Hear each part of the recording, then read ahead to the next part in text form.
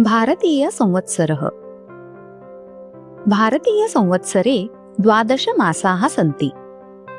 चैत्रः, वैशाखः, ज्येष्ठः, आषाढः, श्रावणः, भाद्रपदः, आश्विनः, कार्तिकः, मार्गशीर्षः, पौषः, माघः, फाल्गुनः च इति। एषा कालगणना चन्द्रस्य कलाधारिता। अतः इयं चान्द्रकालगणना, न तु सौरकालगणना। जान्वरी, फेब्रुवरी, मार्च इत्यादयः सौरमासाः सन्ति, किन्तु चैत्रादयः मासाः चान्द्रमासाः सन्ति। प्रतिमासं 2 पक्षौ स्तः, शुक्लपक्षः तथा च कृष्णपक्षः।